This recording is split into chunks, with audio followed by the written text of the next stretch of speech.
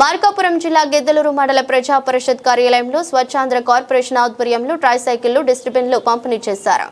ఈ కార్యక్రమానికి గిద్దలూరు ఎమ్మెల్యే ముతుముల అశోక్ రెడ్డి హాజరై పచ్చజెండా ఊపారు।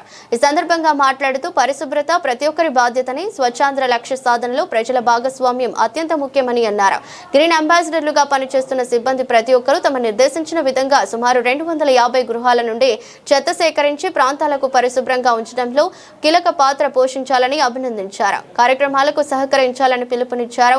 ట్రైసైకిల్ డస్ట్బిన్ల పంపిణీతో చెత్త సేకరణ వ్యవస్థ మరింత సమర్థవంతంగా మారుతుందని పేర్కొన్నారు।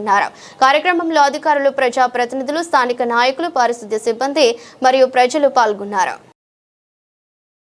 కల్చర్ హబ్ కింద మార్కాపురం జిల్లాని మనకు పెట్టడం అనేటువంటిది ఎంతో సంతోషదాయకమైనటువంటి విషయం।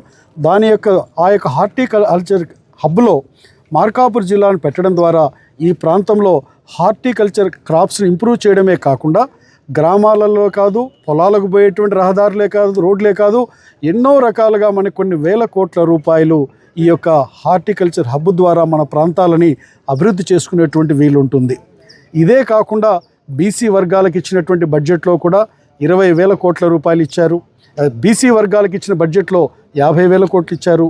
ఎస్సీ వర్గాలకు ఇచ్చినటువంటి వాళ్ళల్లో కూడా పెద్ద ఎత్తున ఇచ్చి ఈరోజు బీసీ, ఎస్సీ, ఎస్టీ వర్గాలకు కూడా సంపూర్తి స్థాయిలో వారికి బడ్జెట్ని అందించి తద్వారా ఈ వర్గాలు సమాజంలో ముందుకు పోయేటువంటి పరిస్థితిని కల్పించి ఏదేమైనా మొత్తంగా రాష్ట్ర ప్రభుత్వం ప్రవేశపెట్టినటువంటి బడ్జెట్ అనేటువంటిది చాలా మంచి బడ్జెట్ని ప్రవేశపెట్టారు।